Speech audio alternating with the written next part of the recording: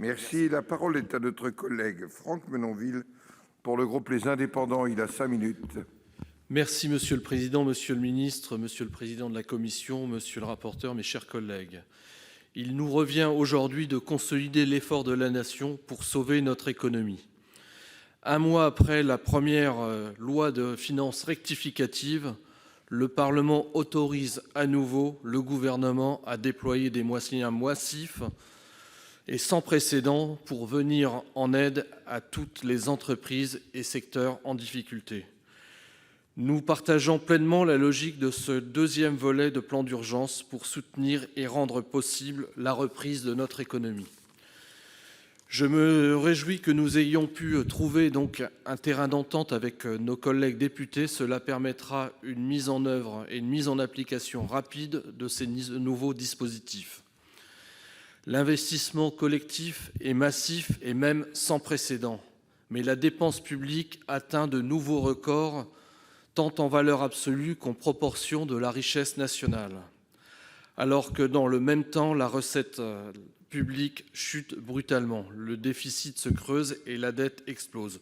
Aussi, je tiens à rappeler à cet instant que nous finançons aujourd'hui un plan de sauvegarde nécessaire de notre économie, mais avec de l'argent que nous n'avons pas. Cet effort reposera sur les générations futures. Mais pour rétablir nos finances publiques, nous aurons besoin de toutes les entreprises, de toutes nos entreprises et d'une France mobilisée et rassemblée. Nous aurons besoin de nos grands groupes, dont certains seront recapitalisés par l'État si c'est nécessaire et qui devront se transformer. De nos ETI qui recourent largement au chômage partiel, de nos PME qui ont pu bénéficier de prêts garantis par l'État, de nos artisans et indépendants qui seront soutenus par le Fonds de solidarité, de nos agriculteurs confrontés à la crise, même si des filières aujourd'hui comme les biocarburants, l'horticulture notamment, nécessiteront des mesures supplémentaires.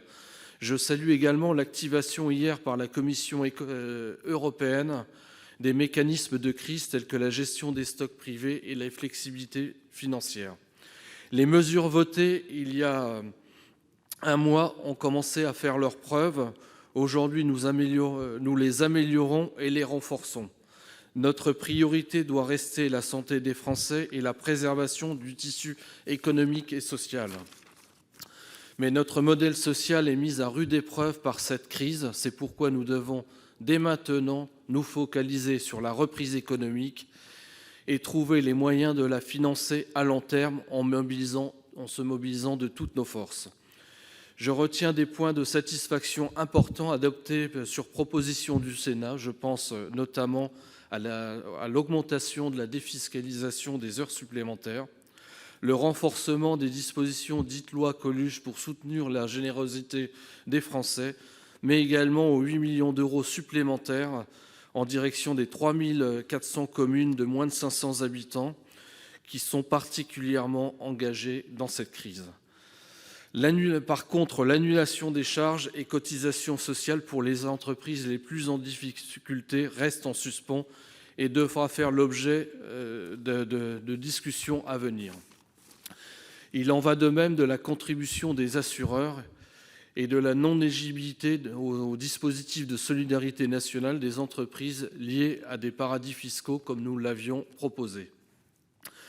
Le déconfinement apparaît aujourd'hui comme un enjeu essentiel. Il faudra faire preuve de méthode et aussi s'appuyer sur les élus locaux. En conclusion, nous nous mobilisons désormais au Sénat pour être au rendez-vous de ce plan de relance. Ce plan devra s'appuyer là aussi sur les collectivités territoriales qui font preuve d'une mobilisation et d'une efficacité exceptionnelle du fait de leur proximité territoriale. Nous retiendrons, entre autres, de cette crise que la France a besoin d'un État plus décentralisé qui puisse agir au plus près des territoires, bref, d'une vision renouvelée des libertés locales et de la décentralisation. Nous voterons bien évidemment les conclusions de CMP. Merci, monsieur. Merci, mon cher